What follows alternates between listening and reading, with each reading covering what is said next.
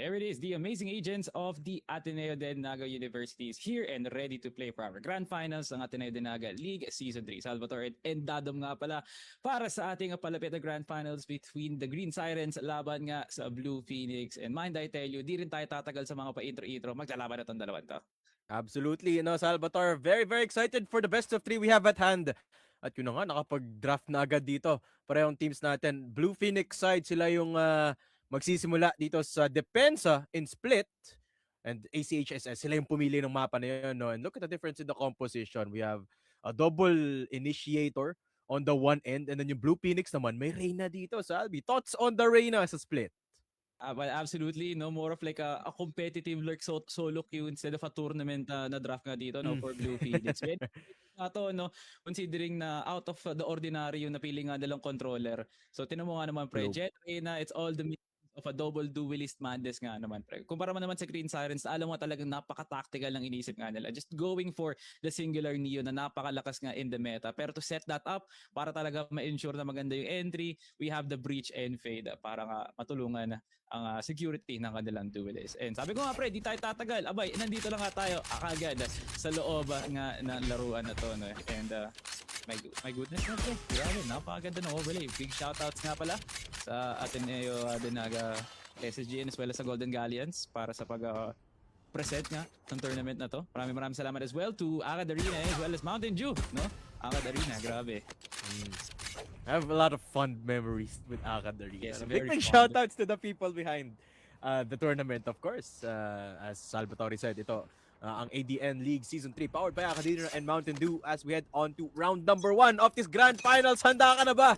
Salvatore, ako handang-handa na. It's Ansa Blue Phoenix on the defense at ACHSS Green Sirens. Atake na dito sa mid. Lots of setups. Sabi mo nga, the Breach, the Neon stuns for days at kailangan mag-back off dito ni Oli on the Clove. That's Vince control for now para sa ACHSS Green Sirens. Mid-control nga naman kagad. And what a starter here for the Cyphers. Lanes gets a double. Dihado na kagad dito ang ACHSS as they set up the 4v2. Nakabanday lang nga lang dito si Panboy. He has a very good pre-aim angle nga, no? Pero low health na nga lang si Noel. He's just one hit away. And so far, yung atake nga dito ng ACHSS, pumalya. Yes, Lanes with a good hold. Double kill para dun sa Cypher to keep control of this round. Yung Heaven, pupush na si Noel. 5 HP on the Omen. Not the best situation to be in, pero meron pa siyang paranoia. Smoke onto Ali. Smoke dissipates, pero na-headshot agad ni Gunwana. And that is the round falling apart para dito sa Green Sirens. Taxtron on a 1 versus 4. Sinimulan niya na dito with the 1 kill onto Gunwana.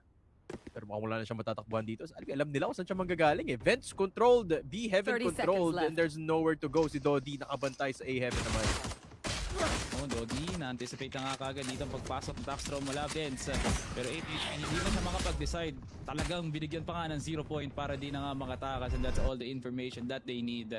At ngayon, nakakita ka na ba ng Taxtron na corner? 10 seconds left. Siya, hindi rin tatagal in no particular order. Grabe nga naman 3v1 to send a statement for round number 1. Pistol, makukuha ng Blue Phoenix. Yup, and Ansa, useful start dito sa defense nila. Lanes, moving to be a headache in that mid position ng Axe. Want nila i-control yung mid dito, no? While they were able to take control of the Vents entrance, hindi sila nakapasok ng B Heaven, no? Cypher with a double kill made it impossible for that to happen. As we go into round number 2 dito, Anso will be picking up the guns, of course. Mukhang hindi magpa-force by dito ang Axe. And as far as defensive rounds go, dito sa split, no? As long as you get the kills going, which Dodi with the early contact onto Ed. Ed is down. Fear coming in from the other side. Naka-classic nga lang siya, kaya ira-run and gun lang doon ni Lanes and Ansa with 2 quick kills to start off round number 2. Obviously, no, talagang Sensate Ego, mararamdaman mo ng magandang garage. Kahit nga dito ng bahagya ang Ansa, the recovery would still be strong. And 4 kills are now piling up for the Reyna. Yan ang gusto mo makita sa isang very aggressive player like Dodi. Give him the opportunity. Bigyan mo nga siya ng susi sa syudad. At may bigyan ka ng isang magandang panimula. And that's Axe. Gonna be having a very good buy round naman para nga sa kanila. Pero kailangan pa rin nga nilang mag-ingat because Lanes has been doing a pretty good job in setting up the site. Pero kung mababasa nga nila to, na opposite side magtatanim ng traps yung Cypher, it would be really good, no? So itong outlaw na to, hindi gaano magiging effective, but it will really depend kung makakuha kagad ng Eurostep dito yung Cypher. It will be a huge information overload para makapag-rotate kagad ang Hansa. Exactly. Heavy presence ng Hansa dito sa A main. 3 people guarding A site. Medyo bukas yung B dito, but the Cypher is guarding it lanes. Just a sheriff, but plenty of utility. And the Bulldog in the hands of Dodi. Remember, naka 4K si Dodi, no? So far, so good for the fragging department ng Hansa dito. If they just hold this A site with the triple stack, pwede lang ma-defense Hansa, but the flash is now coming in. Overdrive from Fear, not available yet, pero papasok siya dito with 10 HP remaining. Vandal in hand. Fear has to be careful. Uy! Just barely slides into the sights, and that's control for Axe. Nakapasok ng A site, Salvi. Okay, retake nga naman talaga, no? Pero Spike planted. konti lang naman sa kanilang makakaranas ng konting pagkadehado lang sa HP, no? And the rest will be having a very good time holding down the angle. So medyo maalangan lang ang Hansa nga dito. With some puny weapons nga naman, no? There goes the kill already here for Ed. Number 1 is now down here for Hansa. Neural theft down. But still, viral number Axe. Nakaka-obvious nga naman na sila nga yung makakuha ng panalo. player Pinabaliktad standing. nga kagad dito. And everyone from Taxstrom lines up to get the triple kill. Nax now on the 2v1. Clearly, they have the side advantage.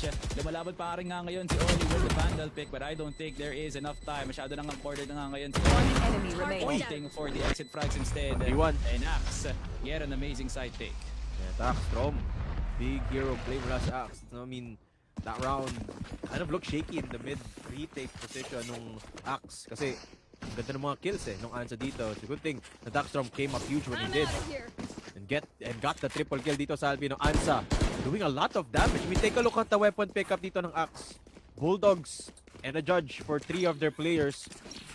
So kita mo yung damage sa economy nila from a lot of the kills from Hansa in that round number 3. So all things considered, hindi na masama para sa Hansa. I mean, they lost the round for sure, but they were expected to do that. At ngayon, sila naman ang dedepensa ulit dito sa A side. The Cypher still in B. But Fear already pushing towards ramps.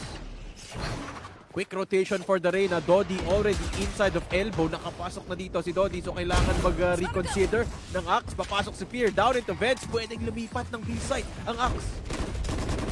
Down Naman ang A. entry nga nila. Imagine mo pre, ramps all the way to be ang pasok nga nila. Gusto pa nga nilang kumontak here on CT side. Bago nga sila makabuelo. Heading into heaven. 2 down for Hansa. Huge. Para nga dito sa kanila, it's a very unorthodox entry. Pero si Galvana na nga lang ang unang pwede makakontak here on Ali. Makakalampas nga ang dalawa. Make it 3. Si Ed papas lang nga rin with the Guardian. Now on the 4v2. I like the coordination para dito sa Axe. Even though nagmamadali yung Neon nila, they are all on the same page. Dodi, wawasakan niya yung coordination na yun. Picking up the first, that's the controller down. Ed sasagod and it's just Dodi. On 1 versus 3. Shot connects, but he's down to 1 and Fear takes him down. Axe, the ring around the Rosie, pinaikot nila yung Hansa dito sa mapa, no, going through ramps from A main into vents into B site. Napaganda ng rotation nila dito. No? And I think that's a solid argument for what makes Split a very attacker-sided map dito sa Alvino. There's still a lot of debate as to what is the dominant side dito sa Split map. And I think Axe just showed us kung bakit maraming nagsasabi na attacker-sided talaga tong Split na to. The rotation is just creative for them. Absolutely same sentiments, no? Lalo't lalo na nga rin na kung Omen Breach yung pinili nyo ang combination. Paranoia, splash point. Tapos you have every cornered cleared with the Prowler nga lang, no? So napakadali nga para sa kanila na kunin kagad yung CT side, pati na nga rin yung Vets. Kasi nga, walang atakot-takot si Fear, no? El Zero, miedo nga siya dito. But Oli now with a very good hold here on Vents. As everyone just trying to make sure na makaka-entry nga sila here on Heaven with the Cyber Cage. But it's really, really hard for them. There goes the trade here for sure. Because now, an even standoff na nga yun. Magkakaroon muna ng onting pag-die down nga lang ng aksyon. As Hansa got what they need para makapag-upgrade nga ng baril nga dito si Dodi. Yeah, Fanboy with an early lurk. Lagi nung inikot dito ni Fanboy. From A main down to attacker spawn. Papunta na siya ng B main. Could be exactly what they need. Walang nakabantay. But there is a Cypher cam from Hansa to hold their backs. Kaso makakita siya ng isa doon. No? Nakaset up si Taxstrom. with the Nightmare. So Fanboy, pwede niyang mahuli si Tax naman nakatalikod. Uy, nakita na siya. The shot's not connecting. And Fanboy, the lurk, dismantled by Sho.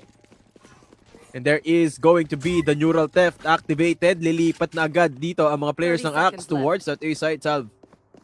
Yeah, buso oras, 25 seconds just to be a full-on execute. So Ansa, very much anticipated na nga itong pasok nga nila. I could be a fake out. Makapasok nga sila ng B garage. Empress activated now para kay Dodi. So the resets will be really nice. Here comes the paranoia as well. Maliwanag pa nga ang utak. Ayun lang. Step Dodi. An amazing calm aim para madurog ang tatlo. And now, all we know is we were faked out for an A entry. Pero dun pa nga nadehado ang Axe. Ansa with the hero Vandal mula kay Dodi secures their third round. Yeah, Dodi, napakaganda ng hold niya doon. No? Anticipating the rotations from Axe. And I think Axe could have utilized that neural theft a little bit more or a little bit less predictably, no? Katapos na lang gamitan yung neural theft, umikot agad sila. They could have used that to their advantage. Swung instead, pumasok na lang sana sila ng B site and used the scan as sort of a dueling assist.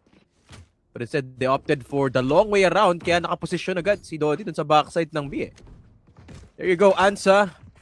Again, with their dueling, get the advantage. 3-2 tayo ngayon as we head into round number 6 at yung economy dito ng Green Sirens from Axe falling apart.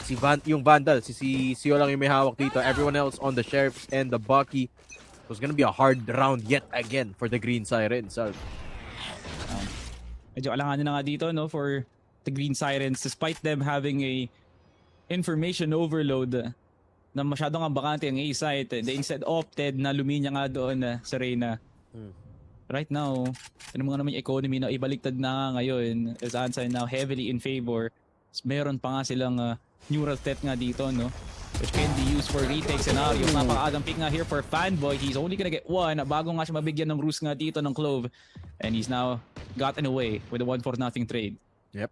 All 4 people of Axe still in that A main position. At wala na si Fear. I mean, pansin ko Salvi, when Fear goes down, nahihirapan makapasok dito ang Axe. They kind of lose a bit of that speed. Quite literally kasi Neon yung gamit dito ni Fear. This time, Fear going down early again. Gonna make it hard for them to gain control of A main. Uy, parang mag-rolling thunder sila dito. Rich Sun will be denied by Gun 1. Pero si Sho papasok for the trade. Ramps in their control. Only good for 1. And that leaves Taxstrom and Noel. Dalawa na lang silang buhay dito. Mid position for the Omen. Just a shorty in hand. Pwede siya mag-TP. Up against... yun lang. Na-detect pa siya nga. Noel. Hindi pa niya nasira yung trapwire doon. Such an unfortunate event for Noel. At papasok na with 14 seconds left dito sa A main si Taxstrom. And yeah, at this point, minimize losses na lang tayo dito. No? Try and take a kill or 2 if you can. Smoke going down, but here comes Fanboy pushing the smoke, and that's the round for Axe. Or rather for Ansa. My mistake. 4-2 in favor of Ansa. They dismantled that that eco round from Axe. Good defense, no? Tinamang naman pre na walang masyado nag-rotate for Ansa. They really trusted the players na nag-designate nga ng roles nga nila para kunin kagad yung Rams and the side control. So Axe really wanted some information on mid side, pero because of the trap na sinet nga doon ni Lanes, it was really tough for Axe to make a rotation because it was fairly obvious as well. So madali na nga rin iikot yung Ansa doon to get B side. So, medyo nagulantang lang ang Axe at natataranta nga sila on where to rotate. Pero sa ngayon, no, 1 kill off or even an ult orb para dito kay Fear to activate the overdrive, and that will be a very, very aggressive entry from the shadows as well. Already active para dito kay Axe. Here comes relay bot. Makakapasok nga sila ng vents. The answer is no. The delay from the trapwire is just too strong. Pero look at Ansa. Still calm and collected despite the take here on Vince. Mapipick out nga kagad dito si Lanes. But that is information now for Axe. Yeah, good punish as well for Axe. Taking down the Cypher means bukas na yung B-site dito. Wala na yung setup here. Dancing on the face of the enemy. Reyna, Dodi is down. At na-control na yung B-site dito ng Axe. Gun 1 coming in from Ali. Taken down by Fear as well. There's the entry we're looking for. At didiretso pa nga si Fear dito. Straight into the loving arms of Oli in a 1 versus 4. Oli, the swing out is bold, but there's just way too many crosshairs pointed at that area. Axe take the round. And that is 3-4 in favor of Ansa pa rin naman. I think Ansa are starting to get punished by their early peaks. So, mapapansin mo, Sally, lagi silang nagpipick dito dry on the defense, which is a very risky type of playstyle, especially when you're ahead. Axe starting to realize that slowly. At nahuli nila kanina si Lanes. Si Oli din mahilig mag-peak dito. No? If Axe could just keep it consistent, punishing the early aggression from Ansa, I believe kaya na nilang mabawi yung lamang dito ng Ansa. Odd no, na hindi nga i-smoke out kagad dito ni Oli yung mid. True. Na kung gusto niya nga talagang mag-dry pick nga dito or jump pick man lang. Ano man lang, there should be a security layer of a smoke para nga dito sa Clova. And we have 3 players potentially here for Ansa that might play for retake just because of Null Command plus Bladestorm. Probably. Pero para nga naman sa Axe, no? Okay na rin na meron nga silang very aggressive player that could really create a lot of space here for Axe. Na kahit nga siguro di na sila gumamit ng Shroud Step or even any form of stun, malaking divergent pa rin ng attention yung ginagawa nga nila dito. No? Here comes Fastlane on Garage, but there is a very good coverage of the spy cam from both Heaven and on that same area. Pero tinan mo naman yung magiging ingay nga ngayon nila Sio. Here on A Heaven rather. Yeah, I like this slow Anticipating nga ba to? Makakapasok nga ba ang Ansa? On the retake? Let's see, Fanboy. Nakabanday. Fanboy, this side mag-isa na-stun ng Breach. Oli takes down Fear. That's a good hold from the Clove. Wala ng smoke sa Heaven. Kaya nakakuha ng double kill si Oli. Activates the NDY. Pero manggagaling sa likod si Ganuwana and Oli good for 2 more Ansa. What a hold. And Axe pumasok sila nang walang smoke sa Heaven. Salvi, pinaulanan tuloy ni Oli. Grabe naman, Ansa. What a hold here for Oli. Grabe yung ano niya no? Yung medyo walang pagkatiwala kay Fanboy. Still popping the not dead yet. Not relying on the KO to go for the swing. The double kill was good enough, pero niya kukulang pa yun. So he got the 4K to end it off here for Ansa. So that is a very, very heated 5-man wrecking crew para lang i-hold off nga dito ang A. That was a very good high-low to say the least na parang di na nga nila kinailangan pa yung low. So here comes Lodi with a very ambitious push. Man, not a position for a trade. That is the punishment. Kinuha nga agad ng Axe. That's exactly what I'm talking about. No? Kailangan i-punish ng Axe dito yung aggression ng Ansa. Pero si Oli, magpipeak na naman. Good for the 1 and the 2. Si Lanes yung kukuha noon. The double swing from mid is beautiful. Lanes, iisa pa nga yung depensa ng Ansa dito. Napaka-agresibo on the neural theft. Gonna be used for a bit of information. Papasok si Lanes. Magpupush pa nga dito yung Cypher. But it's too much for Ed. Sabi niya, tama na yan, Lanes. Fanboy. Pick up the trade for that matter. At si Gunwana, paano siya nakarating dun sa mid from sewer? Tinahak ngayon. That's a really far push from the Jets. And Ansa pushing the lead even further. 6-3 in favor of the Blue Phoenix. And there's not just enough bodies here for Axe na kunin kagad yung A na to the point na nakaikot pa si Gunwana nga doon no? Would you imagine ilang minuto niya nga rin tinahak yun yung Benz na yun just to make that poisonous play para lang talaga masampal sa mukha nga dito ang Axe. And there goes the timeout now called here for Axe for all the good reasons, no pre. Ubus na nga ngayon yung magiging entries nga nila despite how many prowlers or even any stuns yung iba to nga ni nila Ed. Pati na nga rin nila Sio just for the information alone. Kulang pa nga rin no? Despite how Dodi is very aggressive and Oli, kulang pa rin nga men. Parang nagkakatalo na nga lang sa mid-round adjustments and those duels. So ngayon Axe, kailangan na natin ng mas decididong entry no, na talagang mapapunish dito yung mga traps nila Lanes or even ma-pick out kaagad si Oli in the early round. Exactly. I mean, they have to be creative in finding ways to punish Axe. At mga kulang na yung sinusubok nila dito na intayin mag-peak yung Ansa. Kaya siguro yun yung niluluto ngayon ng Green Siren. So ano yung pwede lang gawin to just dwindle down, to lessen this aggression from Ansa. Ano na, dahil 6-3 na yung score, no? Sigurado na at least tablado yung score going into the second half. Timeout done. Axe, see what you're gonna do dito. You're gonna look for a main stack. Pero pre, alam mo ba kung bakit malakas yung Ansa? Bakit? Tinan mo yung player count. Kasapi nila si Wits. Si Tens din pre. Hindi. Ay, na si Piro. Shoutout ko si Wits pag nagpakita si Wits dito sa Ansa. Mamaya, pakita mo. A-main position para sa Axe. Ito na, nagpipick na si Gunwana. Look for the punishment. just takes him down with a pistol. Flash is not perfect, pero okay lang. Nakuha na ni Fear yung Vandal dito sa Heaven. Dodi pipick din. Not even a leer needed. Sabi niya nga, I'm just gonna go on this dry. And he will go down for it. Dodi still had the leer, decides not to use it. Fear strikes fear down his eyes. And will be pushing down to the hands of Fanboy. Meron siyang null command pero hindi niya rin gagamitin. Oli is the one to strike with a double. But is it too late? 2 versus 3 in favor of Axe. Alamangan nga ng tao nga ngayon, no? This answer plays for the save, but they do have a lot of money heading into the next round. Mas lalo pang magiging mahirap nga to here for Ansa as they pop the neural theft. It's plainly obvious na nasa Heaven nga din sila. So the elbow stack could be good. Pagkabagsak ni Lanes, he will be falling down. Pero teka, nababaliktad pa nga. There's a lot of time here to make the push. Hindi na nga kailangan ng Eddie Y. It's still not enough and Oli secures another 4K. Wow! My God, Ansa, what a retake. Nga, may banter-banter pa, nagtutuan pa, no, Oli. Living up to the LAN hype nga dito, no? Thank you so much, Ateneo Dinaga, for giving this opportunity sa mga players na to. Para may pakita nga ang tunay nga nila na kulay, no? May tayuan pa at may turuan pa on the LAN setup here for Ateneo Dinaga League Season 3. Amazing sceneries for Ansa as they take a momentum round. Yeah, I have to love it. The LAN setup. Big shout out to the people who made this possible. ADN League Season 3, of course, is powered by Katarina and Mountain Dew.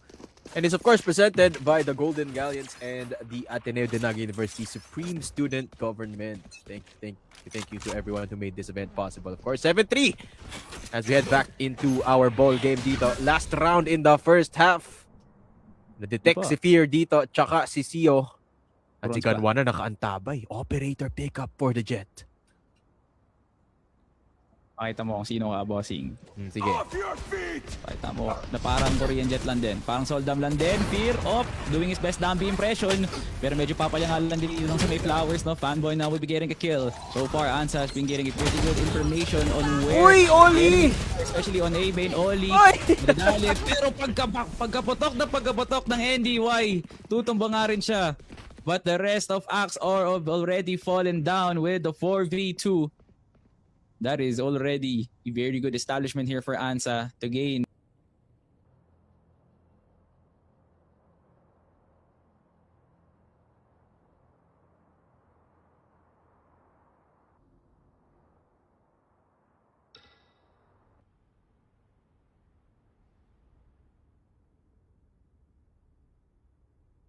Thirty seconds left.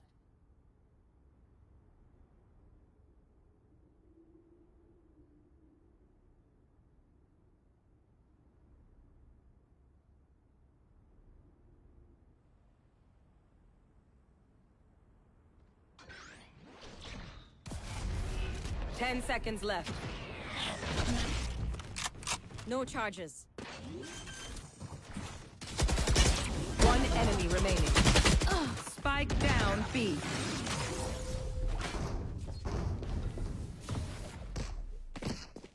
Last round in the half. Nothing will be saved after this. Use it.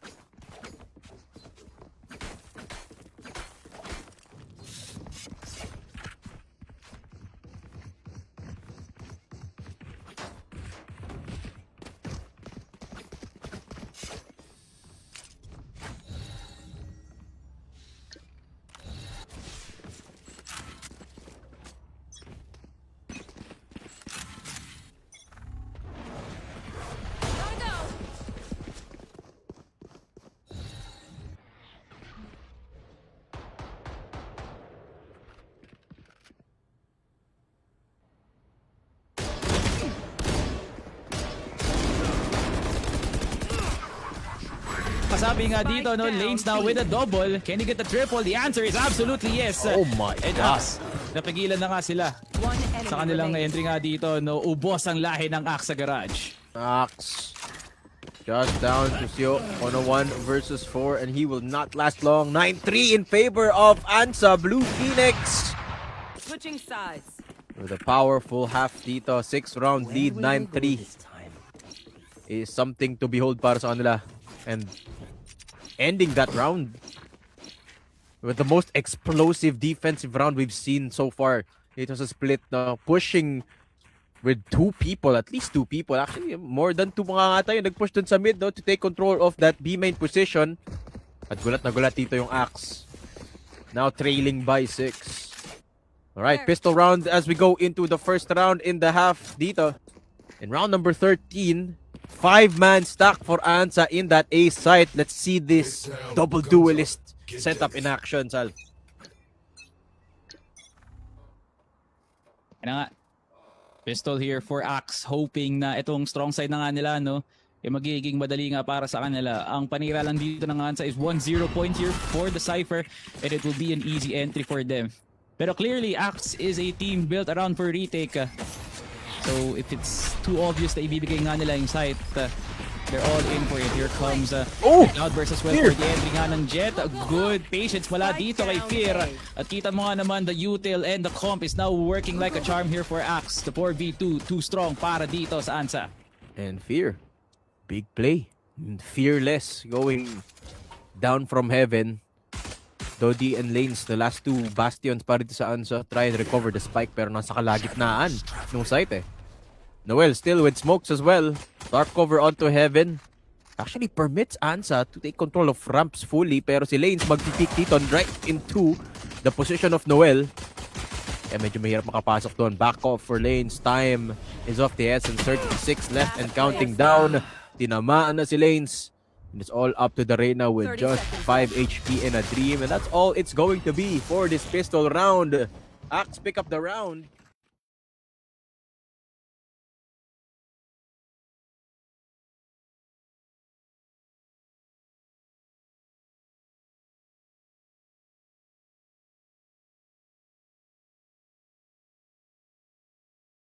Yun yung nagpahirap sa Ansa doon eh. Best broadcast na kayo kagad, guys. May instant replay kayo. Panalo na kayo kagad, guys. Anyways, jokes aside, no? It's very effective to play the rat position sa Mayhel. And ang unang chinek nga dito ng Ansa was definitely Flowers, which was very much usual, no? Pero tinan mo naman ang naging punishment doon ng Axe. The patience play really paid off, no? Dodi will only be the one here with a steering on hand for the force buy. Kailangan nilang ingatan dito yung trap war heading into heaven. As now, they're opting for a very, very ratty judge setup lang dito lang sa may garage. Ito na yung Boga. Fear, Happy New Year! And there goes another kill here for Noel as well. Fanboy now will be getting a kill for his team on the pistol. Spike down mid. Medyo pumapaldo nga dito ang Axe with a very aggressive defensive play. Bring them down. And yung spike, nakita nito sa vents, ni Taxstrom, no, in full control of the spike at hindi man lang susubukan ng Ansa na kunin yun. Try to fight heaven, but they'll go straight to heaven with those shots from Axe. 5-9, Axe pick up their round. At yun, it's gonna be the full buy for Ansa. Mukhang nahihirapan sila dito sa I mean, sure, it's just the first couple of rounds, the pistol included. But mukhang minamaximize dito ng parehong teams natin, yung depensa. And you have to remember, Axe is the team with way more utility dito, Salvi. So it's going to be hard to get through the defense of Axe as Ansa, This goes here. considering that they have less utility. Especially because they don't have a lot to break the tripwire. Sabi mo nga kanina, no? They don't have Raze. They don't have even something like a Yoru to use. So that's gonna be, they're gonna have to be creative kung paano sila papasok ng B-site na to. So, what? Isang minuto ba nila bago mahanap yung Cypher na yun? Kasi it literally is a very ratty Cypher that's not spamming the trap sa loob nga ng site. Meron nga ring even distribution nga to, either from A site and then sa may ramps, or kung di ka naman, you have mid side and then garage. So medyo mahirap nga kung huhulaan lang ni Fanboy kung nasan nga dito yung Cypher, as I believe a timeout will be called. Blue Phoenix needed that serious timeout nga para maisip nga din nila paano nga nila iluluto yung entrada nga dito ni Fanboy, because he will be an important pillar para mas papadali yung entry nga dito nila Gunwana, lalo na nga rin dito nila Dodi, no? Yes, And maximum value kung kailangan nilang makuha.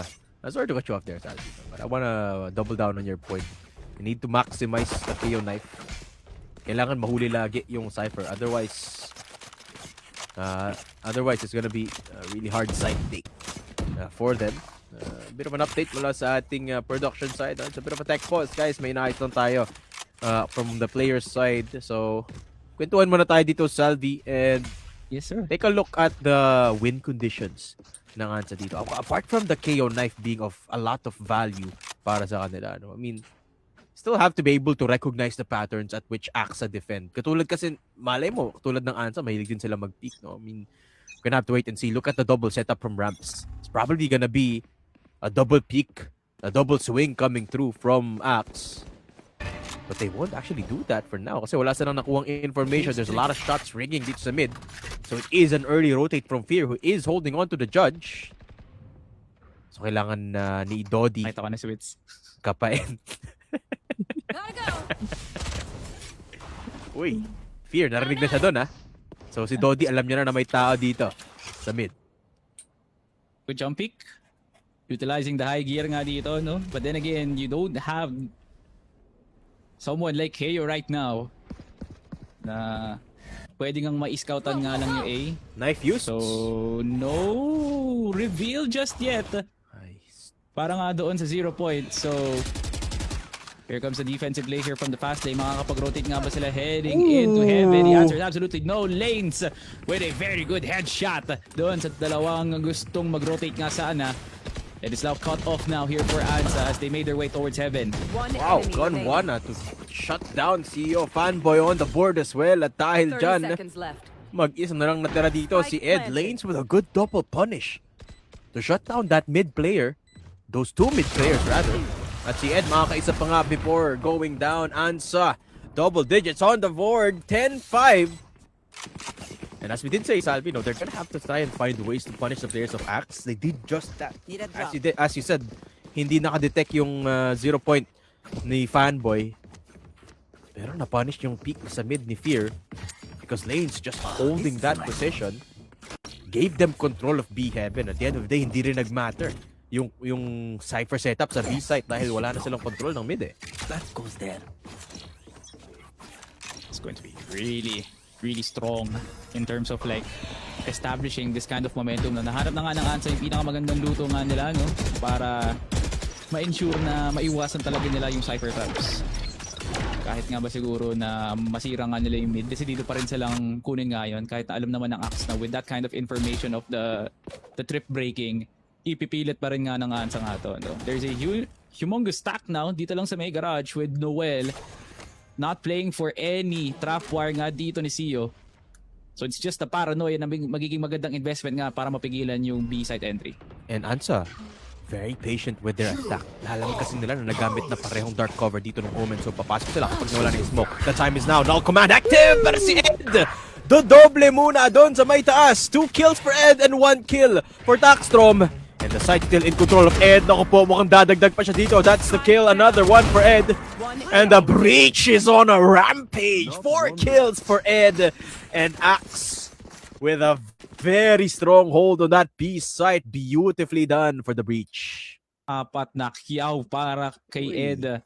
And this man did not stop shooting. At talagang ngawit na yung kanyang trigger finger. Paano naman hindi makaka-4? Kay Immortal si Idolo, no? Hindi nga siya Siyempre. mapunterya dito ng Ansa.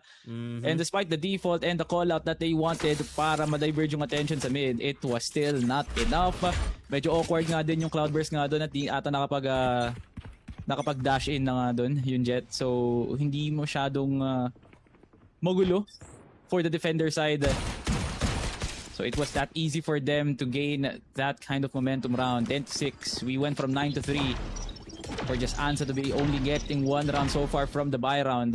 Yes. So far, Axe has been doing a pretty good job on the util side para mas papadali nga yung mga duels nga nila. Exactly. And a bit of miscoordination as well from Ansa kanina. Dapat hinayaan nila si Fanboy yung mauna dun sa entry as the null command was active, had the revive available. Couple that with the mishap of the Cloudburst. Here. Na-maximize ni Ed yung position niya. So, good individual prowess from Ed. Axe, keeping control of that last round. Pero hindi nila nabotsa yung economy. Kulang pa yung damage sa economy dito ng Ansa. Sio to take down Lanes. That's the lurk taken out. Big pickup for Axe. Dahil doon, wala na silang lurk. Wala pa yung isang vandal nila. Gapang lang kung gapang. Palmado kolekto pa nga rin naman dito. Ang Uy! Ansa sa kanilang diskarte. Oli! No, Oli. Kuha nga ng ulo nga dito, no?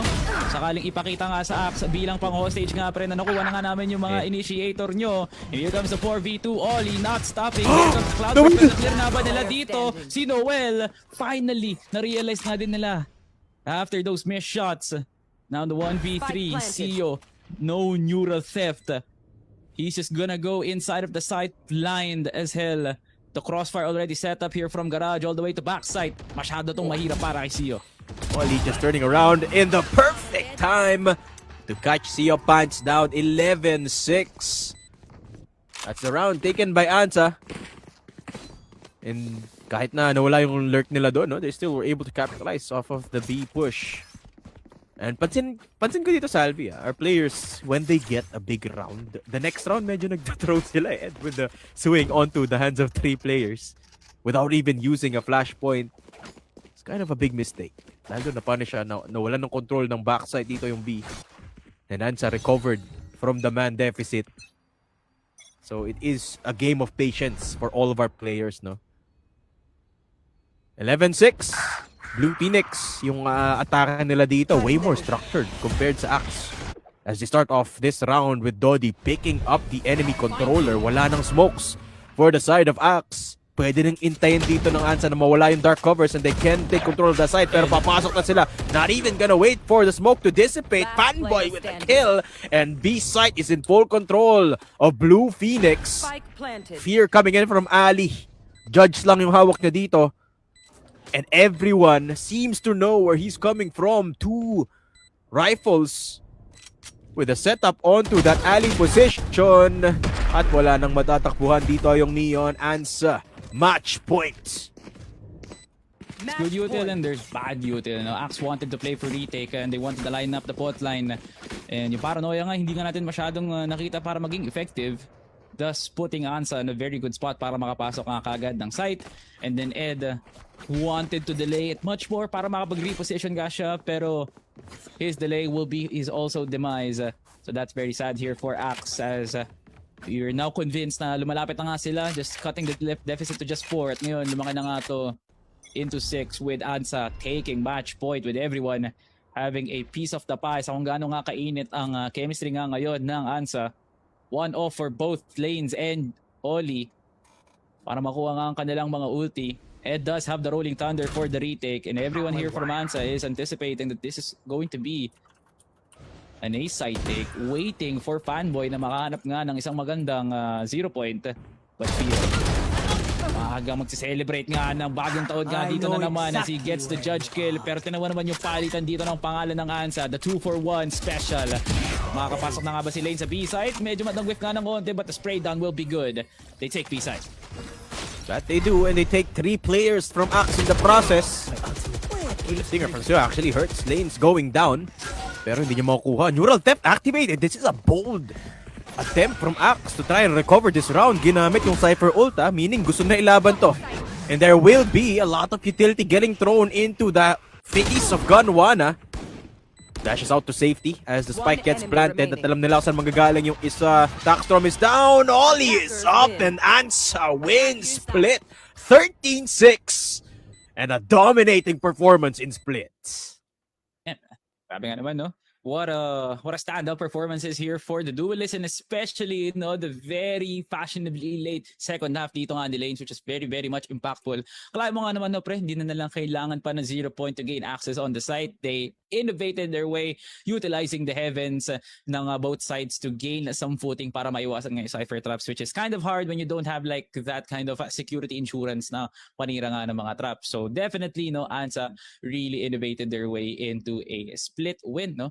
So that's very good para nga sa kanila, and hopefully there's going to be much more now here for Axe to force us map number 3. Pero with that kind of momentum, baka tapusin na nga nila to in just 2 months. Palalaman natin yan mamaya, guys. Bibitin naman na namin kayo ng panandalian. But when we go back, we will be continuing the madness. That is ADN League Season 3 Valorant Grand Finals. Salvatore Dadum nga pala. We'll be right back.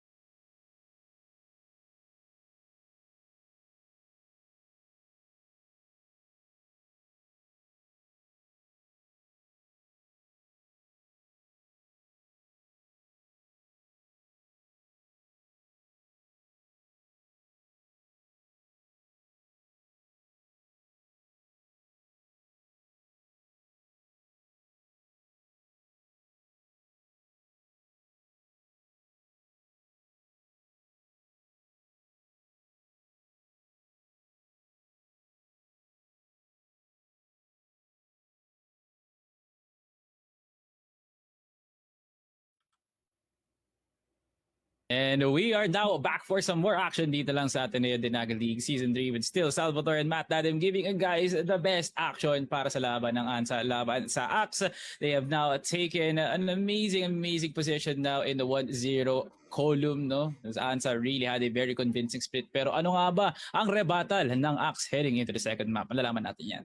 Yan ang tanong, no, Salvi, considering that the first game splits, yung mapang yun kasi ang pumili, yung Green Sirens, ACHSS or Axe, which is kind of devastating considering how poorly that game went para sa kanila. And my key takeaway from that game, Salvi, is the way Blue Phoenix approached that attacking side. Sobrang ang ganda ng structure na pinapakita nila, no. Every single execute they did was based off of utility timing. I mean, ayun yung big difference na nakikita ko between these two.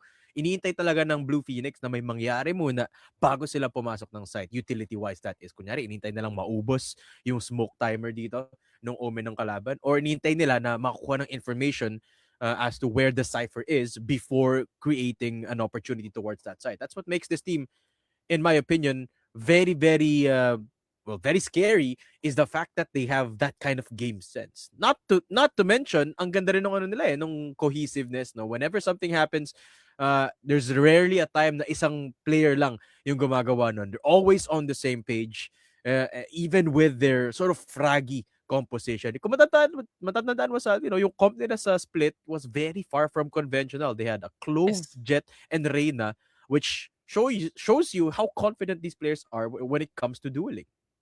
Yeah, it's kind of odd, no, na the two lowest duelist comps, no, na in terms of pick rate, yung pinili nga nila, and the lowest win rate as well as the controller with the recent nerfs. Reyna and Clove has been hit with nerfs for 2 patches, pero para sa kanila, pre, walang-wala pa nga rin. It just goes to show na macro is very important on how you really manipulate yung agent nga na yun, no? At nakita nga naman natin, no, despite not having any support mula doon sa 0 point, not canceling any cipher traps, napagana pa nga rin nila yung comp na yun with the most unconventional way possible. Pero ito, pre, ang pinakamaganda nga dito, no, now recently added to the competitive map, Lotus pinili ng ANSA nga dito, no, with Axe taking on Attack, which is very odd to say the least. Kasi nga Lotus, kinda like split, no, medyo debatable nga yung attack or defense. Pero dito, pre, mas gugustuhin nga siguro naman ng Axe na pumili kaagad ng defense. Pero probably taking into their perspective, they want to maximize so much of the momentum that they can gain from taking a site na adjusted na nga ngayon in order for them to have this very good transition into the second half pag nagdepensa na nga sila. So this is a huge challenge now for the side of ANSA to develop some kind of strength na kung gagawa na naman sila ng frag heavy comp na mapapagana nga nila kagad in the first half, which is going to be their defense. No? So a lot of changes in the Lotus map that we will be seeing later on, but I am just really excited that Axe will now be taking into center stage na alam nga nila may galit sila sa sistema nga nila, and hopefully malabas nga nila here on Lotus. Grabe naman yung may galit sa sistema dito. Of course. But I definitely wouldn't be surprised kung ilabas ng ANSA dito yung same composition or same playstyle for that matter in sa Lotus, no? I mean, it is a map that is very well spread out. So I think madami silang pwedeng gawing options when it comes to controlling the map, even on the defensive side. Kung matatanda natin, Salvi, nung depensa kanina nung ANSA back and split, they loved pushing. And that's one of the things that they used against Axe that rarely go punished. I mean, eventually na-figure out siya ng Axe, no? But kung matatandaan mo yung last round nung first half natin na depensa nung ANSA, they still pushed. Actually, they doubled down on the mid push and they still made it happen. They still made it work. I would argue that in Lotus, there's a lot more avenue for that, especially if they go for something like a chamber composition dito. It could be something of note para sa kanila, or perhaps even something new. Maybe an ISOC could show up para dito sa ANSA. No? We'll have to wait and see how that pans out. But the key thing is, I would argue that their confidence is briming high.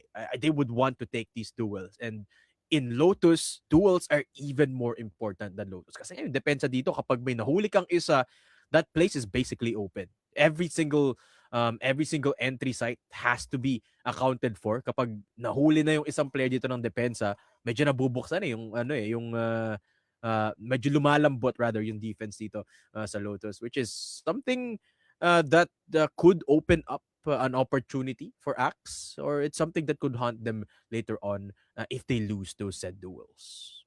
Well, makikita naman natin no on how these teams really have the sort of mentality in forming their comps. Na kahit nga na-nerf naman ng Yoru, double duelist pa rin. is still the meta no para masira ang tempo nga ng kalaban, and that has been that's what we've been seeing no from a very professional tournaments no, like Master Santiago. Na double course. duelist is something that is really dependent on para masira talaga yung pwesto nga ng defender side, which is going to be really strong now here for Axe. Kung magre-raise Waylay nga sila, that would still be good. Jet Race will also still be good. Pero with the absence of Yoru, makukulangan sila ng flashes, which is one of the things that puts Yoru as the top spot para maging second layer of entry. Kaya nga nagiging maganda for teams to build around the Yoru to add more opportunities para maka-access ka ng site. Not only the gate crash, also nerf. Baka hindi na nga talaga natin makita for the foreseeable future. So now with that exclamation now, siguro papasok na talaga dito no. Waylay would still be now as the second option as the main entry no. Raze will still be good as the option for the main entry nga dito no. So maganda nga naman ang paikot ng Axe dito no, if ever they do take a bit of a haywire pagdating nga sa kanilang composition nga no, compared to what we saw from them last one. No? So nakita naman natin na very nice and very decent naman yung comp na binuo nga nila no, for split. So baka hindi nga tayo lalayo once we do head into Lotus, which is a map that they desperately need to win in order for us to see another day in map number 3. Pero Ansa with a huge momentum on their hands at alam naman natin na kahit anong comp ibigay mo nga sa kanila, they can still make it work. Mali mo nga naman they would secure a 2-0 and be crowned the champions of Ateneo Dinaga League Season 3. Pero we are all suckers for underdog stories and comeback stories especially. No? Mali mo nga naman we can i-reverse sweep. Nonetheless, no? Let us know in the comments ang mga bossing live right now at Ateneo Dinaga, and as well as to our viewers for our official Facebook live stream. Let us know, baka sakaling mabati nga namin ni Boss Dadum na kung sino nga ba ang mananalo for our map number 2. Let us know. Isa-isay namin yan. Yes. Guys, pakita nyo yung support nyo sa mga players natin no? And sa mga teams na baka kilala nyo yung mga naglalaro dito. Pero ito na, Salvi, we are ready with the draft. Shoutout nga pala kay Micaela Gonzalez na nasa comment section natin. No? Guys, may VCT caster tayo na nasa comment section. Big shoutout kay Miss Mochi Gonzalez. Si Salvatore Tenki nagtatago kasi may kasalanan kay Mochi. Pero mamaya na natin pag-usapan yan. Let's talk about the draft dito. Blue Phoenix again on the Reyna for Dodi. Dito ilalakpan nila to, Salvi. I'm not sure, pero mukhang sigurado sila na si Dodi yung magduduel dito eh. Along with, I believe there's a substitution sa Blue Phoenix, no? Some of their players, Drian in particular, and Iobi ang papasok ngayon, along with Kenji as well. Meanwhile, for Green Sirens, I believe it's the same 5 players from earlier. At yun na nga, nilabas na nila yung raise dito. Comp heavy on utility for Green Sirens. If they lock this down, they have the double initiator Fade Breach combo. Still a very powerful comp dito sa Lotus. And like I said a while ago, no, na Green Sirens will be opting for the Raze Duelist, which is one of the strongest duelists that you can have here on Lotus. Pero they're still sticking to what is conventional para nga sa kanila. No, instead of like having the singular initiator, they will be going for a scan as the second layer nga ng util nga meron nga dito. No? They want to maximize so much of the attacking side na talagang si Fear lang bahala makapagbigay nga ng space.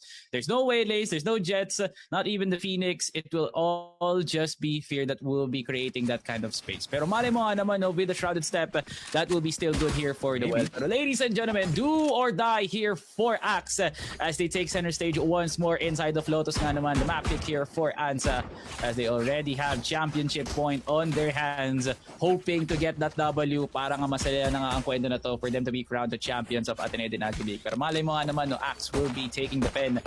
They are writing para silang ang gagawa ng kwento to take us into Fracture. Pero now, hopefully 15 seconds in, makakita na nga tayo ng barilan na de pistol nga dito, no, for Green Sirens and Blue Phoenix. Alright, here we go. Potential final game of the day.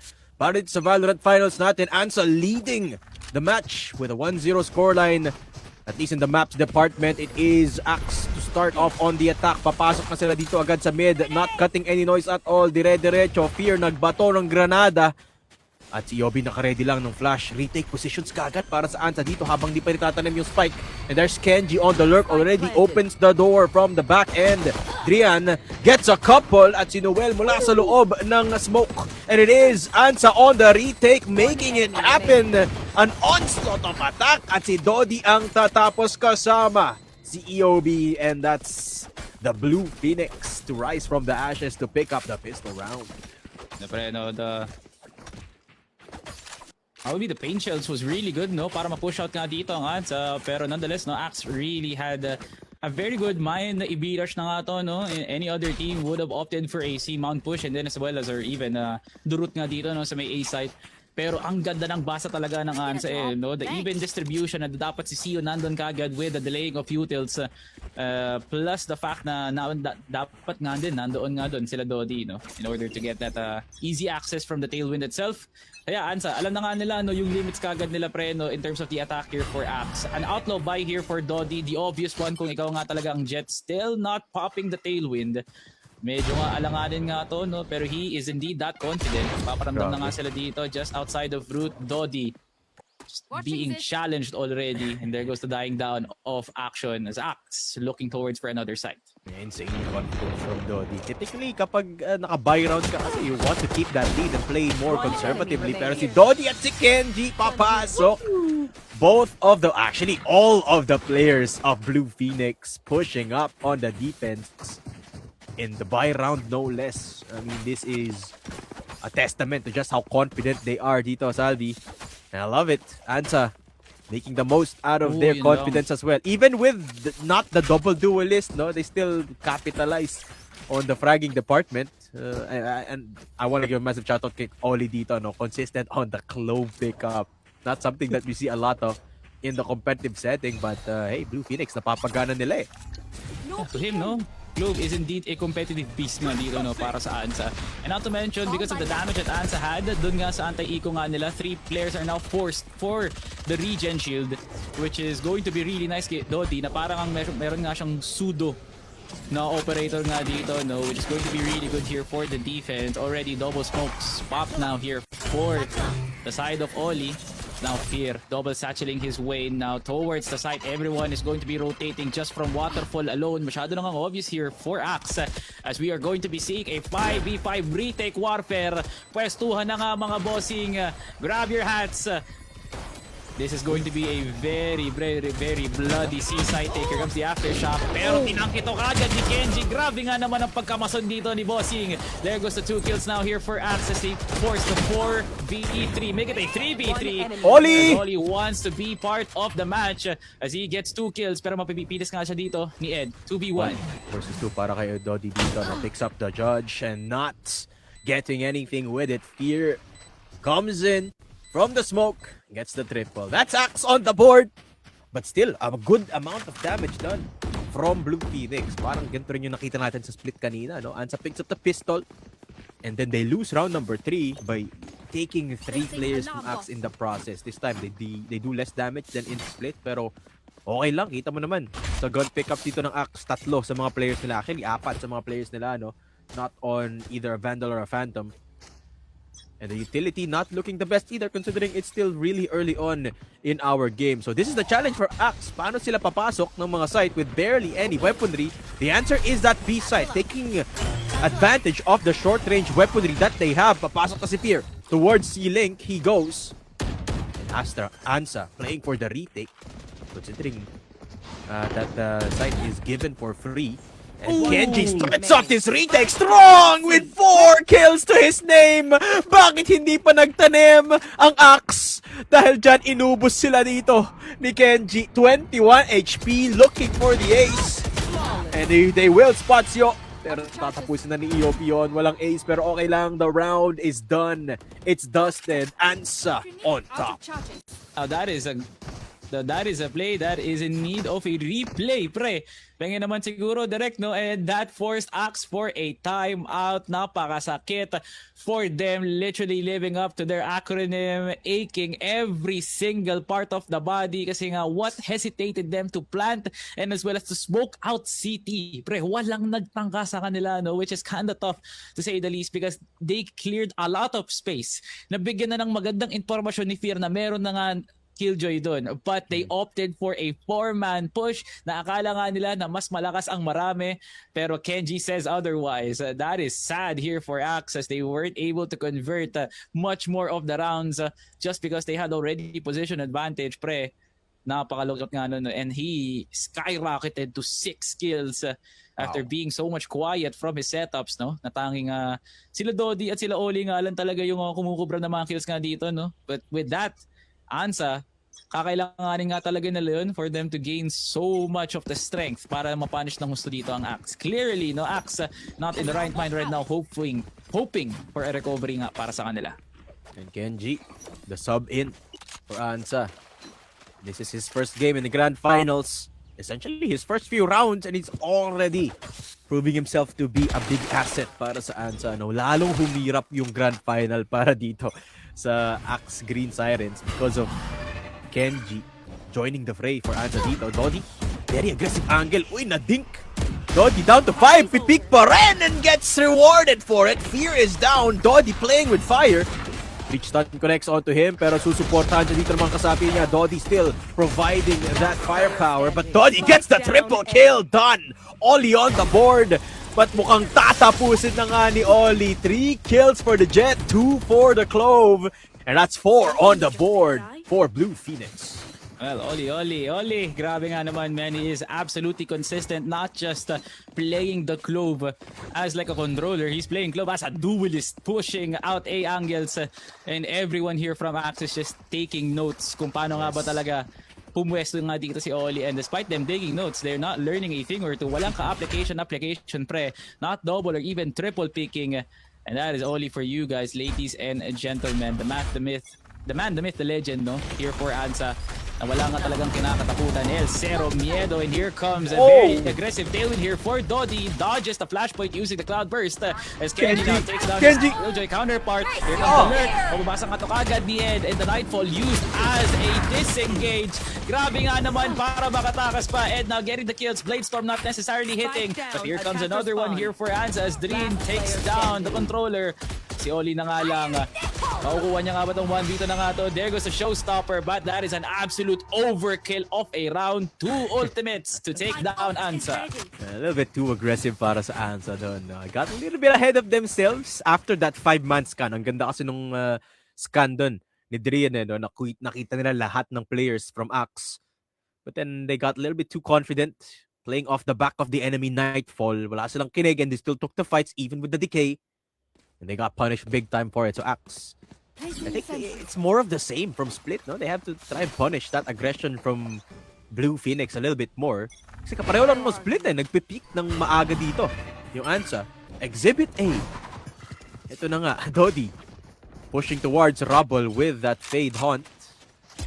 Wala silang nakita doon. Players of Axe setting up towards Mound.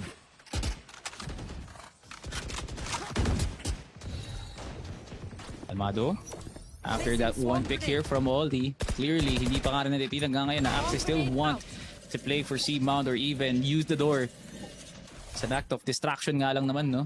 Pero tinan mo naman pre kung gaano talaga winawalang niya nga yan ng Ansa. They're just blindly now peeking this ruse na alam naman natin na may kaiklian nga ng oras. Kenji will now be dodging down the aftershock. Axe now finally coming into their senses, pre. Pero parang natatrap nga ata sila sa kanilang rotation as Dreen is now already there. Plus, may seize pa nga siya dito with still one Prowler. At susunod na nga rin dito yung mga ibang dedepensa here from Ansa as they have so many bodies from deep angles of the map. They already have B pillars, only now getting one kill. Here comes a flashpoint, not dodged here. And finally, a disengaged ng Coldin from the Jet. Si Kenji naman ang lalalim nga dito, man. Ansa is acting like they are the attackers of the game. Everyone is pushing, demolishing Axe in round number 7. Napakalungkot nga naman nun for Axe. Tragedy yet again for the first half. Axe, halos sigurado na dito yung lamang ng Ansa going into the second half. 5-2 means they're one round away from securing at least an even scoreline in the first half. At ang malala pa dito, Salvi, look at the weaponry of Axe. Just a single automatic gun.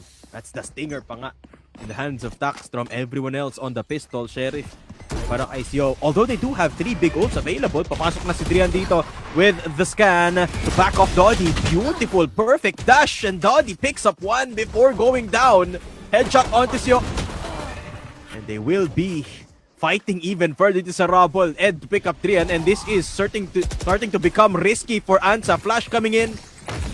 And Axe still fighting towards that B-Link position. Pero may isa ng lurk na nagaling sa likod. Kenji has a powerful position. Axe, kailangan yung tumingin sa likod. Oh, Kenji, nakatuto. Doesn't necessarily get the first spray. Pero grabe nga naman, pre. Sa naglalurk na Kenji, kailangan ba mabatuhan ng Rolling Thunder? Here comes the sentry. That is good information gathering. Pero Ed, that would have been good for the entry. Hindi nila na magagamit na kayo ng Rolling Thunder. Patay na nga ngayon si Ed to set up the 3v2 classic and a stinger with a dream na nga rin para sa Axe. Makakatakas nga dito yung isa. Uy! Finally, Noel comes into his senses, takes down the 30 very seconds sneaky Ayobi. 27 seconds. Tumatakbo ang oras, pero ganun na nga din dito ang Axe and only with the flank, destroying Noel and Taxstrom's ability to take down B-site.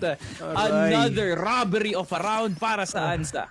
Aray ko, okay na sana sa Halvi. Na-punish na nila yung aggression ng Ansa dito, even taking down, dismantling the lurk of Ansa. But then, Oli shows up. Never mo talagang pwedeng i-discount yung mga players dito ng Ansa, you know? Even when they're down a player, down 3 players for that matter, 2 versus 3. And the pickups were available. Nakuha na yung mga baril ng Axe, pero natalo pa rin sila dahil kay Oli. You can never be too sure playing against Blue Phoenix, who is now 4 rounds ahead. At si Dodi hindi pa babagalan yung paglaro niya dito sa Rubble. Already dashing in, Tailwind exhausted, and he's not done. Tinawag niya pa nga si Drian dito. That's the breach stun as well, used defensively. But Ansar still pushing. Dodi, chill ka lang, boss. Boss, baka ma-regular ka niyan. Baka ikaw nang ipadala sa Alliance Games. Eh, Uy! Alliance Games mentioned. Shout out. Shoutout sa lahat ng mga nakaranas sa Alliance Games. Bring it back, no? Mr. Akad Arena. Pero eto na nga, no? Kenji now sparring down the hunt. And it's super obvious now that he's going to be bombarded here with a lot of utils. Hindi nga siya makakuha ng isa for the trade nga sana. But it's going to be a C-side take now here for Axe. Head on na nga ang pasokan nila. Here comes Oli. He's very deadly. He has the not dead yet. Finally with the pick me up. Gets the second kill. Syempre, iisa ka pa, no? Kasi palong-palo ka talaga, Oli. My God, a one-man wrecking crew. With an amazing defense here on C site. Wala pa rin sila kay Oli. Another 4K for this man alone. Grabe nga naman. Palong-palo ka na talaga. Grabe ka naman, Oli. Shoutout sa Has nga pala, no? Oli, the driver. Ay, yun ba yan? Iba pala yun. Superman, no? Oh, Ayun na talaga. iba pala, Nagsamon iba ka pala. pa ng fandom, no? Sorry. Pero it is still Ansa to come out on top, of course. Oh, the back of a star performance from Oli dito. 7-2. Mas pinalaki pa yung lamang dito, Salvi, compared sa split. And you have to remember that they are comfortable in this map for a reason. Pinili talaga nila to eh. Kanila na to. Dodi pushing up again. Breach stun. Working against themselves. At si Dodi ang kakagat. Taxstrom down. Sasagot na isa doon si Fear, pero yung sheriff niya kulang to eh. Kasi si Dran nasa harap din nila with everything at his disposal. Will be taken down by Fear, pero sasagot ng dalawa. Dito si EOB with a double, make it a triple. Ansa 8-2. At dire-diretso lang yung pagkapanalo dito ng Ansa. Rubble is their domain. And Ansa just has every angle of the map. And they're inches away from getting gold na nga dito, no? At huge shoutout nga pala kay Miss Ash Bagtong of Alliance of Gamers. So nagpapa-shoutout nga pala sa broadcast team ng Golden Galleons, no? Ikaw nga yun, Boss Treyus. Maraming salamat sa pagkakataon na to for picking me and Dadum para nga sa itinakdang araw ng Ateneo de Naga League Season 3. Thank you as well to our 48 viewers of the official Facebook live stream nga ng Ateneo de Naga League, as especially, no, sa ating mga manonood of the LAN setting na dito, no? And here we are now back into round 11. Yun nga, no? Fear, talagang sinasabuhay niya yung pangalan niya nga doon, no?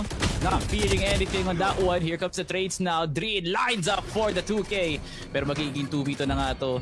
And clearly, alive here for Ansa is absolutely Oli. Na parang binibreak niya nga yung sarili niyang mga kampe para manatiling ang buhay. Still has not dead yet. Now the lockdown. Para ma-ensure nga nila na makuha nga nila yung site na to. Ayun lang. Comes a defensive ruse here on the side of Root. So this is going to be really nice here for Ansa to play for the retake. Alam na nga nila lahat ng information. Spike planted. Shoutout Boss Bill in the comment Bill! section. At si Oli papasok na rin dito sa A site. Yung lockdown, konti lang yung space na nakuha doon, but they will use their own. It's a very expensive round, pero si Oli gusto niya nang tapusin to. That's a headshot onto Sio. Nag-heal pa nga just to be sure, pero hindi naman kailangan yon. Ansa, 9-2 on the board. And it is another disastrous round para sa Axe. So they were able to finally take control of that rubble position. But at the end of the day, ang ganda ng retake ng Ansa dito. Didn't even have to wait for the lockdown timer to pop. It was just Oli taking the duels. And it is Oli to push their lead even further. 7-round advantage para sa Ansa dito. Big shoutout din. Gusto ko lang bigyan ng props yung broadcast director natin dito who has been working non-stop mula pa nagsimula yung araw natin. No? Si Boss Kotaro. Alam mo ba kung bakit nasa comment section si Boss Ash? Bebe niya yan eh. Bebe ni Kotaro yan eh. Ay, Boss Kotaro, no? Maraming salamat pala sa pinera mong 5K, no? Oo, salamat. Boss Kotaro. Boss Kotaro, yung thank you sa bigay mo sa akin na i9 ha. Pinag-usapan namin kanina to. Di ba nandyan ka sa Albi? Pinag-usapan namin to. Salamat dun sa i9 na 13th gen na binigay niyo sa akin. Actually 14th gen nga. Pero ito na, speaking of generations, nagkakaroon na ng generational run si Noel dito, saving his team from falling again. Pero yung NDY ginamit na, and here comes the Rolling Thunder to try and recuperate from that loss. Ansa will be deaf off the back of that Nightfall at si Taxstrom. Kukuha ng isa kasama si Sho. Si Dodi na lang ang natitirang buhay para sa Ansa dito. Axe with some resemblance of life. Can they close this out against the lone player of the enemy? That is the Jet. Let's see. Winnable naman, no? If they can manage to get a triple swing para sigurado nga talaga na mahanap nga nila tong si Dodi, no? Then this is a 9-3 half secured na here for Axe. Magandang hapon nga din pala sa iyo, Boss Bill. Napaka-celebrity studded nga naman talaga ng Ateneo de Naga League Season 3. Meron tayong mochi nga kanina, nakakatapos lang mag-challengers. Ito si Boss Bill, no? Tapos, ating pangalawang VCT caster. Tapos may Salvatore pa. Oy, hindi. Ano pa si Dadum na nag-top 20 nung 4 years ago? Di ko na sasabihin, kabilang bang nga kasi yun eh, no? Dodi now for the clutch. Nakahiwalay na nga sa mound, yung isa nga dito, pero papasok na nga ngayon si Noel para makapilas sa ng pyesa sa hapagkainan. Dodi now with an even separation, hindi dikit-dikit. Aray ko. Nga dito, no? Pero Sio with an off angle sa may bend, taking down Dodi to secure the 3K. 9-3 ang kalahati nga natin dito sa duelo ng Axe laban sa Ansa. Zax, medyo late, pero nakuha na nga nila yung round. Yes, they take the round, pero nataga sila sa tatlo dito eh, no? Straight. Few round, actually, dire-diretso yung mga panalo dito ng Ansa kanina. That's why Axe unable to find any semblance of control dahil ang ganda ng momentum na binild ng Ansa thus far sa ating first half. Pero it looks like a repeat of split. A big advantage for Blue Phoenix going into the second half. At mahirap ang aakyatin dito ng Axe mula sa Iridium Street. Shoutout Salvatore. Uy. Dead depensa na ngayon. Organizing shop din ng Iridium Street, no? Napaka-random ng ano, pero ng pandodox mo, no? Shoutout sa mga taga San Andres dyan. At talagang binunyag pa nga ni Mr. Dadum, no, na taga San Pablo, kung taga San nga talaga ako, no? Pero si Dodi, alam mo taga saan? Taga dito lang sa Heaven, pre. Doon niya nga dadalhin yung dalawa dito, no? From Axe, Stockstrom and Fear now down. Eden Noel, tinatry nga nalang pawiin yung mga kinompikas dito ni Dodi, no? Kenji, pinapatama yan, pero buti na nga lang nandoon si Dodi to secure that 3K. Dodi, and now only for the last kill, 10-3. Wala pa rin pagbabago, ganun pa rin ang kwento. May lamang pa rin ang hari ng series na to, Ansa 10-3. And it's looking unstoppable for Ansa dito. 2 pistol rounds in a row. Not particularly sure kung sila din yung nanalo sa pistol kanina, no? Parang hindi. So that's 3 out of the 4 pistols that we've had in this grand final. Ansa, proficient and on point. Magpo-force by dito ang Green Sirens. Will they push though? Look at the positions. Sabi, agresibo ang posisyon ng mga players ng Axe. Noel even on the Bucky. Kaso tatlo yung mga kasalubong niya dito, and Noel unable to find anything. Dodi bubuksan yung B site, pero si Sho nakahawak ng Stinger. Drian on the shot. Ed is down and B site is wide open for Ansa. Papasok na sila pero malapit ang mga miyembro ng Axe. Now Axe playing for retake. Kung paglalaroin nga sila dito nga ng Hansa, here comes the Seas. Medyo ma-off nga to, but they do have eyes already here on Babydor. Oli, ang ganda ng crossfire setup nga lang dito, no? Pero hindi mo alam kung saan mata nga siya titingin all the way from Silig or even on to Heaven. Sio, dinadahan-dahan nga lang din. Finally, they can change some attention now knowing na may aftershock na nga dito. And Fear na nga lang ang natitira. El Cero Miedo para kay Fear. Dinaanan nga lang dito si Kenji. But there goes the flashpoint. Absolutely easy as the information was now sent para dito sa mga contract killers ng Ansa. 11-3. Anza, 2 points away for securing championship gold. And it all feels secure for Ansa. Parang formality ba? I hate to say it, Salvatore. But with the way they're playing this game right now, parang tuloy-tuloy lang. Yung parang, kumbaga, binaliwala nila yung round 12 na nanalo yung Axe. It's still Ansa to pick up the pistol and pick up the round after, even with Axe throwing everything they've got. Another forced buy for Axe. They're feeling the pressure. And they're gonna push down mid. Isa lang yung makikita nila doon. That's a lot of utility thrown onto just one player. And they finally take down Kenji. But at this point, Salvi, ubus na ang util ng Ansa. Ng Axe rather, sorry. Pero pre, they still have a very good hold of the weapons. So naka-force pa nga sila kanina. Meron pa nga silang Vandal nga dito, no, to play for an amazing retake. Walang masyadong ultis, pero kaya na nga lang natin tutok ang magsalita para nga dito sa Axe. Kung meron nga ba pre, pero parang wala. Dodi with a 3K. Naglakad, pumulot ng baril at dumurog ng 3. Dodi nga pala, pumapas lang ng marami. Grabe nga naman, Adsa. 11-3, quickly turned into championship point. Sabi ni Dodi sa Axe, kanino ka lang gets the 4K, the 3K, and secures another round yet again para dito sa Blue Phoenix. Malaagila ang paglipad dito ni Dodi. Only topped by Oli, 22 kills and 20 for Oli and Dodi respectively. At mukhang dadagdag pa dito si Dodi dire-diretso sa rubble. That's a lot of utility getting reserved by Ed. Hindi niya tinapon yung bridge na niya dito. And they don't have any utility to try and stop this from happening. Yung 3 still in control for Axe. Can they keep hold of it for now? May isang player doon from Axe. Could strike and Ed finds one pero sasagot ang dalawa. Ang Ansa dito, Dodi, another double kill. Pushing towards the defender spawn and it's just one player left. Shaw getting hunted. Everyone knows where he is pero Shaw all alone. Reloading, gets the headshot but it's too little too late.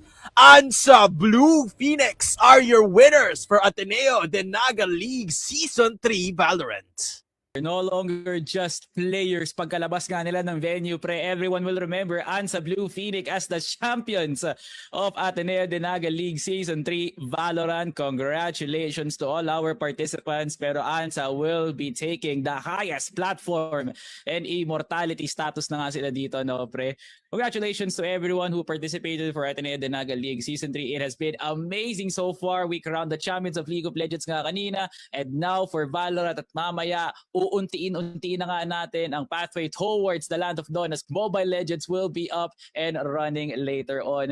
Thank you so much na Ateneo de Naga for this amazing opportunity and to my partner as well sa pagsama nga sa akin in a short notice. No? Maraming salamat sa ating director na grabe nga naman na nag-send na kagad sa akin ng 10K sa aking Gcash. No? Maraming salamat, Direk. Dado, ikaw nakatanggap ka din ba? Solid talaga ng director natin, pre. Oo, wait, teka lang. Di ba meron akong i9? May kasama pang DDR5, pre. Iba ka talaga, Direk. Grabe, pre. Iba ka, Direk ko. Taro, it was... Pero ito going back into our tournament at hand, it's an absolute blast to be here. I mean, big thank you nga naman sa mga supporters natin sa Ateneo de Naga League. Of course, this tournament wouldn't be possible without our presenters, Golden Galleons and the ADNU Supreme Student Government. Of course, maraming salamat din to the people behind Akan Arena and Mountain Dew who powers Ateneo de Naga League Season 3. Maraming salamat to everyone who has been supporting. Guys, hindi pa tapos ang broadcast. We still have the MLBB Finals coming up. But until then, it is bye-bye time para sa amin ni Salvatore at ni Dadum. It's been an absolute blast to be here. Sana next year makasama ulit kami dito sa napakasayang patorneo dito ng Ateneo de Naga. But until then, I think Salvi, it's our time. Tama ba? That's it for us. Yeah, ito na nga lang ang oras ka natin. No? Maraming salamat. Stay tuned for more updates dito lang sa Ateneo Dinaga League official Facebook page. But till then, Salvatore Matt Dadum, we are now out.